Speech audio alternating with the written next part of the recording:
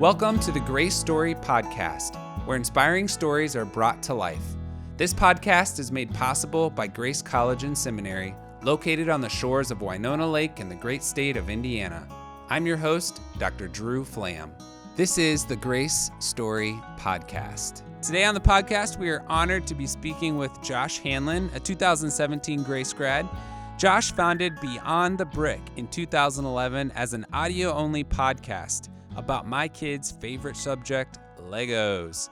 He and his brother John, a 2015 Grace grad, have since established a YouTube channel, Facebook channel, it's everywhere, that has thousands of videos. Beyond the Brick now travels the world to showcase talented Lego builders and their incredible creations. With 300 million views and more than 750,000 subscribers on YouTube and 2 million plus on Facebook, Josh and John's videos are watched by Lego fans in every country on the planet, and they have traveled to every continent on the planet. So, Josh, welcome to the podcast. Thank you so much. It's a real pleasure to be here, and that's a great introduction. Thank you for that. It makes it sound very exciting. Well, it is exciting. I mean, I was just checking out stuff over the weekend, and you just did like a 24-hour like Lego things. To give me a quick, what was that all about?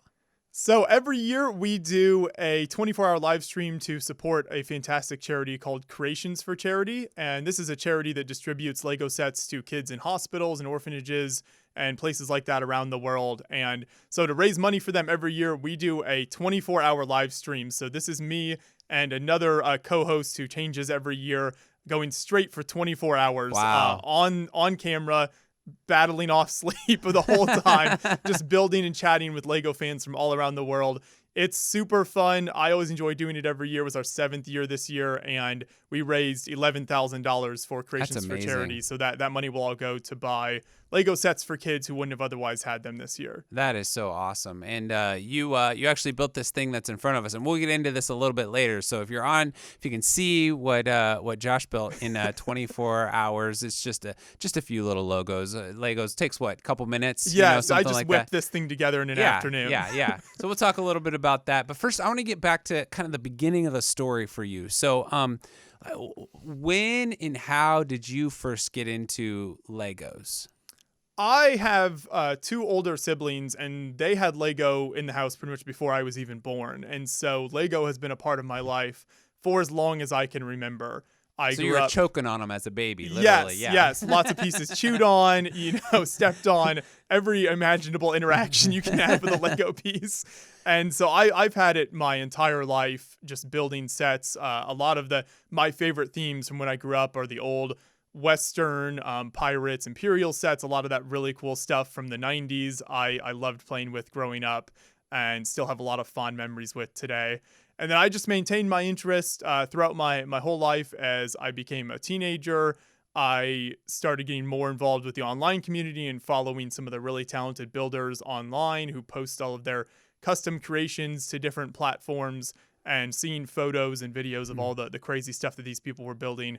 I just continued to follow that until I was 15 years old, and that's when the podcast started. Yeah, so, I mean, I started my first podcast at 36 or something. So, I mean, at 15, I was still picking my nose. I mean, what made you say, a podcast? I'll do a podcast on Legos. I mean, that's quite the idea for a 15-year-old to come up with. So back to my older siblings I mentioned earlier. They had my 2 older brothers, my brother John and Nicholas. John, who is still very involved with Beyond the Brick today and does a lot of the work behind the scenes on the channel. So they had a technology podcast around Google News and a lot of technology news. And so they were very familiar with the podcasting world and how podcasts worked and everything and where to post them and that sort of stuff.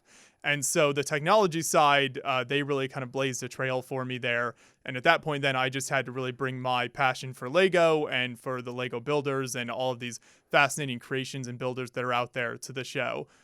So it was definitely a lot of influence from my older siblings, my brother John especially, who has always been very knowledgeable with more of the technology side and kept that side going for us. All right, so I want to define a term. You keep talking about builders. So define what a builder is and how you become one. Okay, so builder is a very broad term, and if someone just builds Lego sets, official sets, you could still call yourself a builder. But when I'm talking about builders, I'm usually referencing custom builders who build custom Lego creations. What's called a my own creation or a mock in the Lego community. There's a lot of acronyms. It gets very confusing. So that's usually what I'm talking about. And these are people who take official Lego pieces, but then build completely custom creations from their own imagination. So they aren't following instructions at all, and they're just putting these things together as they come up with them in their mind. That was one of my first questions when I walked in here and asked you, like, okay, I've seen this stuff online. Like, do these people just come up with this? And you're like, yeah, they do. They just take Lego pieces and they create amazing things. Well, what's like the biggest one that you've featured?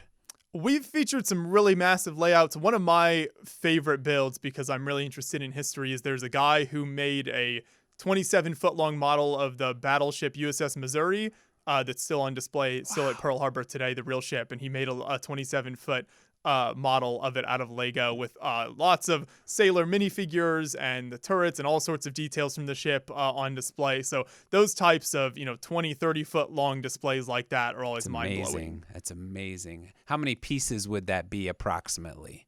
It gets into the millions of pieces. It's Wow. really hard for builders to keep track because they'll work on these things over a span of months or even years, and they aren't trying to keep track normally. Yeah. So they usually do some kind of estimate, but it can get easily into the hundreds of thousands, if not millions of pieces when you're doing builds of that size. That's amazing. All right, so let's backtrack.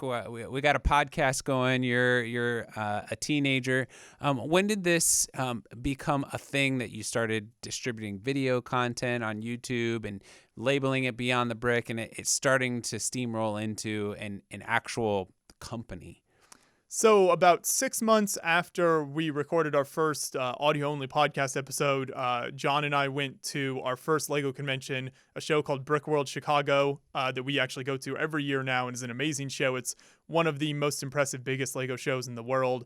Lots of talented builders there. And so we just picked up a camera. John had, like I said earlier, experience with camera and technology side of it. And then I held the mic and did interviews. I had absolutely no experience for that, zero qualifications for that, but we thought it'd be fun and thought we'd give it a try. And those videos are actually still out there on YouTube. Wow, that's awesome. They're awkward. It's hard to watch. It's a little cringy, but they're still there if people want to go back and find them from 2012. And so we went to that first show, Brick World, and then over the next 2 to 3 years, we started slowly expanding out to other shows. There's a really big one outside Washington, D.C. called Brick Fair, Virginia. So we started going there every year. There's a really big one called BrickCon in Seattle and Washington on the West Coast. And just slowly expanded out to some of those other shows.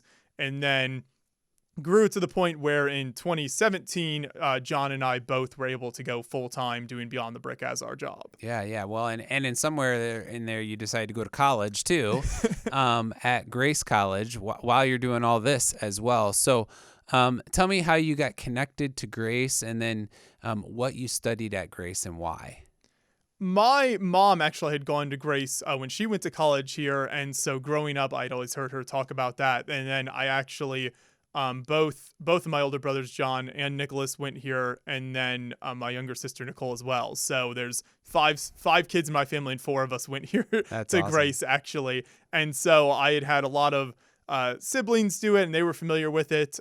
It's not too far from where I live, and so I was able to commute, which helped me save a lot of money, which was something that was important to me as well. And then also, I'm super interested in history, knew I wanted to study history, and Grace had actually just started an archaeology minor as well. And so as part of that, I was able to go over to Israel for a month and work on an archaeology dig. Wow. And so I minored in archaeology and museum studies, which are 2 of my main passions within the genre of history. So because Grace offered all those things, I knew it would be a really good program here, and I was very excited for it. It's really amazing to see how your various passions have come together, right? History, archaeology, museums. I mean, like that all. It all kind of fits together.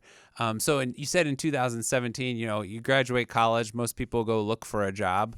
You decided to start a company. So, what do you do? I mean, how do you really get started? Obviously you were already had a thing going, but what did you do in those first say 3 months after graduation to really make this and turn this into a business?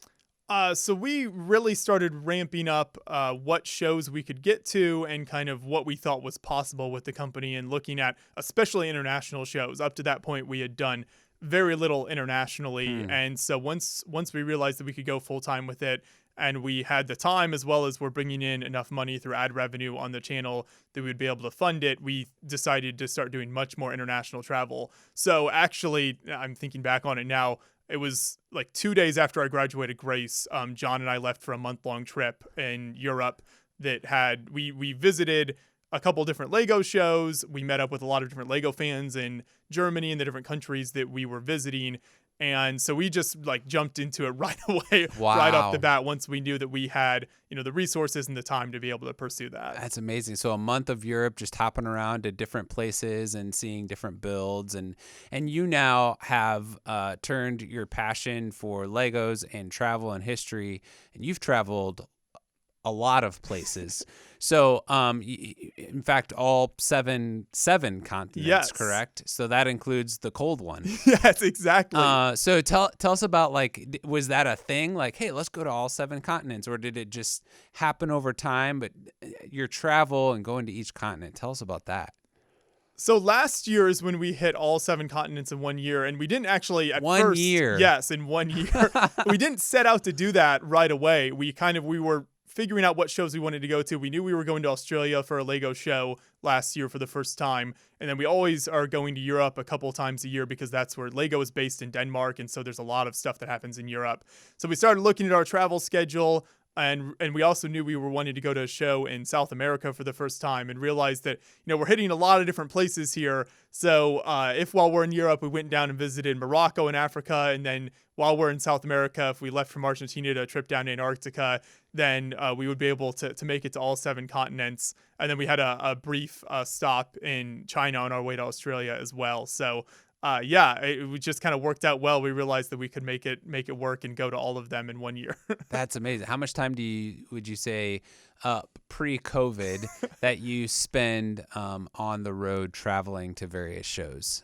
It's usually about 6 months out of the year between international trips and then all the shows we do in the U.S. So yeah, it's quite a bit of time traveling.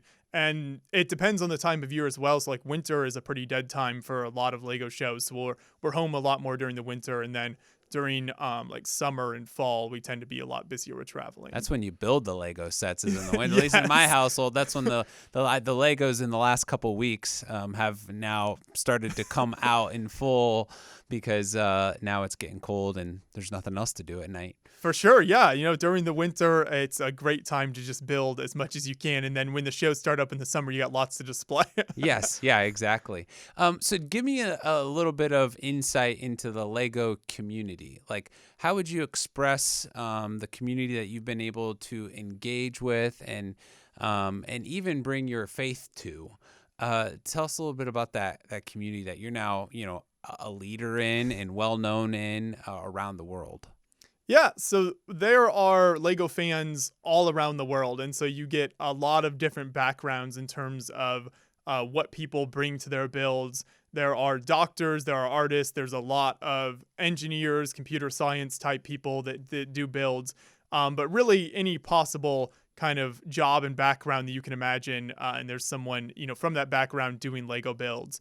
And so that means then the people that we interact with at Lego shows and that we do live streams with online are from many different backgrounds and a lot of different experiences, which to me is what makes doing what we do with YouTube so much fun, because you're getting to interact with a lot of really talented, really smart people who are very good at what they do. Not only are very good Lego builders, but also usually very good at whatever their chosen field job is as well. And so it just makes for really fascinating conversations, and just the insight that they can bring is really great. And so that to me is what fuels a lot of what I do. I just love having those interactions and those conversations with builders as they talk about the inspiration behind a build, whether it was something from their childhood or something that a friend suggested, or maybe a comic book or whatever it might be, and how they came about to doing the build. Mm-hmm. You got into this Lego thing, and what are what's the genre you would say that is your genre of expertise within the Lego building field? So it's definitely the historical builds for me. That's what I'm most drawn to. It's what I have the most kind of knowledge about as well. And there are a lot of historical builders out there, which is super great. Especially a lot of like military history builders that will do things from World War II or the Vietnam War, all medieval Napoleonic warfare, whatever it might be. Lots of different time periods. So those builds always catch my eye, and we cover a lot of those, not only because I'm interested in them, but also because that content does really well on YouTube. So that sort of military history builds, especially, people respond to really well on YouTube and really like watching those. And so we cover them for that reason as well, because we're always trying to balance it out when we're at a show. You know, there are builds that take a lot of talent and are really cool, but we know probably aren't going to do real well on YouTube, but we'll cover them anyway because they're still impressive builds. And then there are the builds which tend to be things like Star Wars builds or the military history stuff or other things like that we know, you know, the YouTube algorithm responds really well to. We know viewers really like that, and so we try to cover that as well because that's the stuff that pays the bills for us. I just ordered 3 Lego sets last night for my kids, all cars. So, you know, my kids want to check out all the car Lego stuff online. So each has their genre. Yours, you said, was history, which makes sense, right? History major. And I know you mentioned you're into architecture as well. So tell us a little bit about what you brought with you. And tell us just about this build, and we'll get into it a little bit more. But what do you have here? So this is the brand new Lego Coliseum set. It just released a few days ago now, and I built this throughout the whole 24 hours of the live stream that we talked about earlier in the show. And this is actually the largest Lego set ever released in terms of piece count. So there's over 9,000 pieces in this set, which is just crazy. And it's about a 25 to 30 hour build. So I finished almost all of it on the live stream, but then had a few hours left after we were done that I had to finish. Hopefully after some sleep first. Yes. Oh, okay. After a lot of sleep for sure.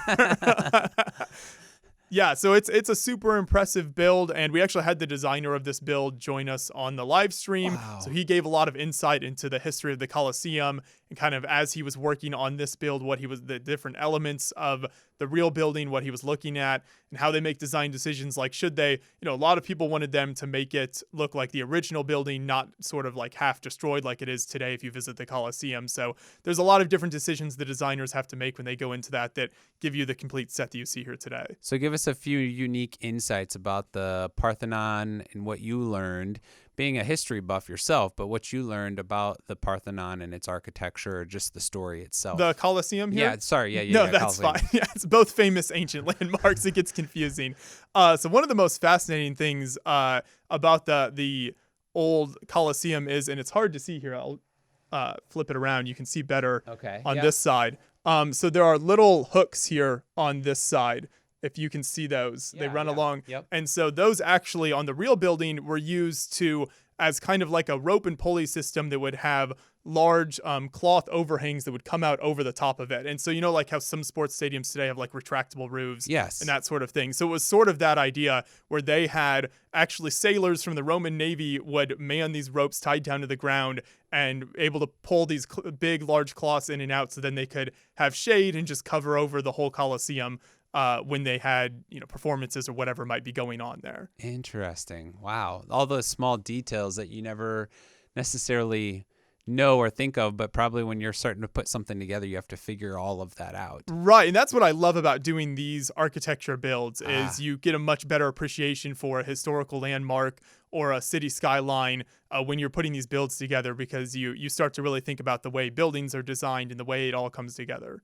And will you do some custom builds yourself? And do those mostly involve historical architecture type of things? I have done some custom builds in the past. It's been a few years now as John and I've gotten busier with Beyond the Brick. Sure. I don't do a whole lot of building myself. But yeah, growing up, I did a lot of custom builds, and they were always usually something based around history. So either, ancient Roman fortress or something kind of old Western town, medieval castle stuff. So in any of those types of time periods, I would usually draw inspiration from some World War II, World War I builds as well. all of that sort of stuff that I was very interested in, sort of academically. I would take that and do some Lego builds with it. That's awesome.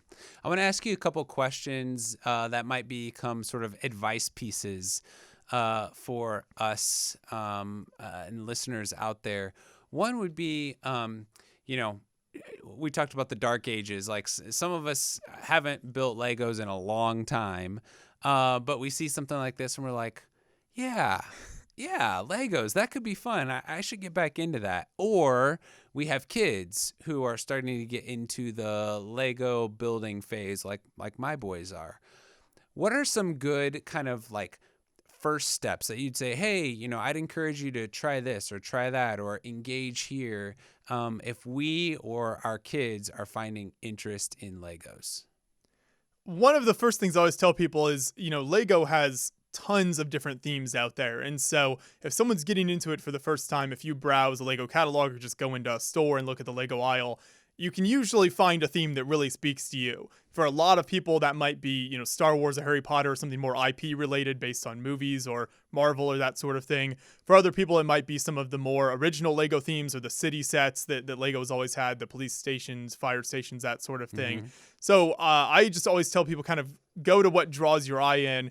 And then also a great theme to start with for new builders who are kind of wanting to get used to the Lego system and just kind of see how Lego pieces work and everything is the creator sets, because those tend to have, really cool ways that parts are used in them. It tends to be a lot of houses and cars and things like that are people are very broadly familiar with, and so it's less of kind of a niche market as well. And then there tends to be a lot of creative possibility with that, where sometimes they'll do like creator 3-in-1 sets where you'll buy one set, but then you can build 3 different things with it. And so it really gives you a lot of possibilities with rebuilding the set into different things that you can come up with, both in the instructions then in your own imagination. So yeah, I always just say, go to what draws you in. And then also if you're looking for just general builds, the creator sets are always a really good place to start. One of the things that, I found fascinating, right? You mentioned this really interesting detail about the Coliseum and, shade. And I think about my kids who build cars, and I'm not a car guy, but I could use that as a way to like help teach my kids more about cars themselves and get into the details of the parts, etc. And you talked about being a part of the Lego community. So like if my kids were like, wow, I'm really into this cars thing of Legos, like how could they engage in the Lego community? What does that mean and how do you be a part of it? Well, that's the great thing about the Lego community, especially at this point, because it's been around enough years and there have been enough time with the internet that there's kind of a niche for everyone now. And so there are the websites and the YouTube channels dedicated to Lego car building, especially a lot of it is the Technic building. So some of if you've seen the bigger Lego cars, yes, like the Lamborghini and that, all of those big ones. So there are a lot of fans who are super into those types of builds and will dedicate websites and YouTube channels and blogs to covering those types of builds and customizing it and everything that goes into that. And so if that's what your big interest is and your niche, then you can totally find other people who are into that same thing and interact with them online and start, if you're doing builds, you can share builds and get advice. That's something I always really encourage people to do. I think the Lego community, for the most part, as far as fan communities go, is really amazing at being encouraging to new builders and letting people come in and share their builds and giving good advice on improvement or what they did right, what they did wrong. So I always encourage people to do that. Go out and find, the fandom, the part of the fandom that you're interested in, and then start sharing your passion with other people there and see how you can grow. The other aspect of this I wanted to ask you about was, starting a podcast at 15, and your brother had already started one. And obviously you grew up in a family where it was encouraged to try stuff. Starting a company, after you graduate college. And you mentioned being homeschooled and having the time, right, mm-hmm. to start a podcast. But there was also had to be some encouragement there to try something new. So tell me a little bit about that, like being raised in a home where that was encouraged. I think of myself with my boys, and they're getting closer to that age. Tell us what it was like just to, hey, try stuff. What did that look like? How'd your parents instill that in you? My parents have always been super supportive of not only, Beyond the Brick and what John and I have done, but everything that my siblings and I have worked on over the years. And they very much fostered kind of an entrepreneurial mindset in us with finding ways to start businesses and make money from a young age. And so I think a lot of that definitely went into the fact that I felt so comfortable doing this at the age of 15 and just going out.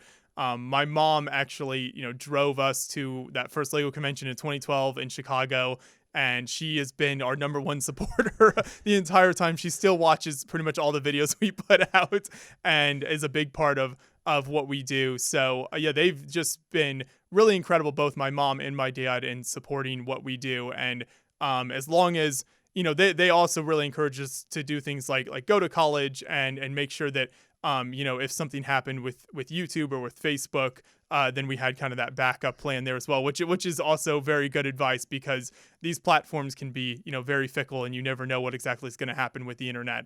So they really made sure that we always had kind of, backup plan and other things in mind that we could do, but we're also at the same time super encouraging when we wanted to try to build businesses and go out on our own and do this. Wow. So you said they fostered that entrepreneurial spirit. Can you dig in there a little bit more and tell me how they fostered that entrepreneurial spirit? Was it more just encouraging you when you had an idea, or were they giving you ideas, or how were they going about fostering that spirit in you? Yeah, so I would say it was a combination of both. So they would find things. So like growing up, we would do a lot of like buying and reselling of stuff. So that was something, whether it was on Craigslist or eBay, whatever it might be.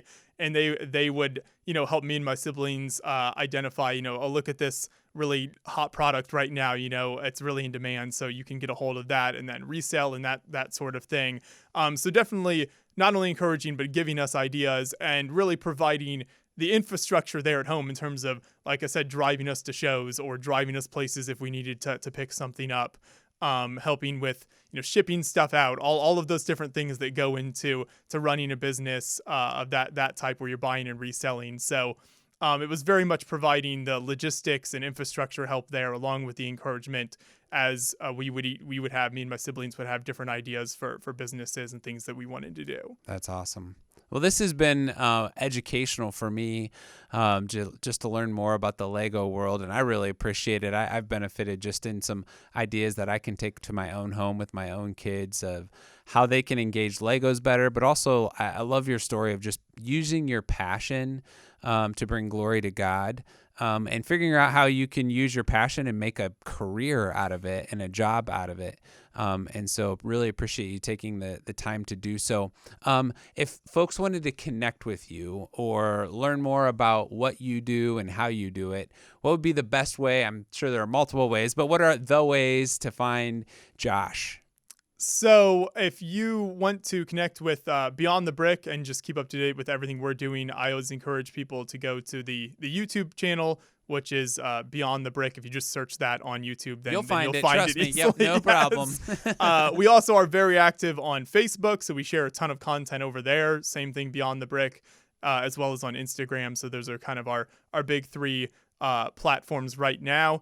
And then we also have our travel. Notice he said right now, folks. So that might be, you never know. Yeah, so that's true. It's always adapting, always keeping up with the latest stuff. That's right. How the internet works. So you've got to do that.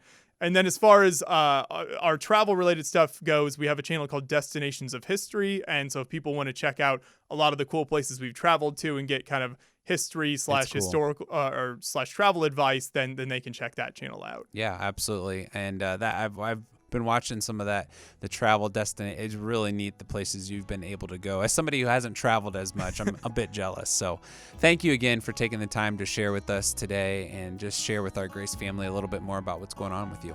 Thank you for allowing me to sit down and chat. I always love talking about this, and it's fascinating stuff. So it's always a pleasure. Thank you. Absolutely. And thanks for listening today to the Grace Story Podcast. Music was written and produced by Dr. Wally Brath, Assistant Professor of Worship Arts at Grace College. Thanks to our co-producers, Andrew Palladino and Rick Neer. And if you could do us a huge favor and rate, comment on this podcast wherever you retrieved it from, we would be so grateful. Until next time, live your best Grace story today.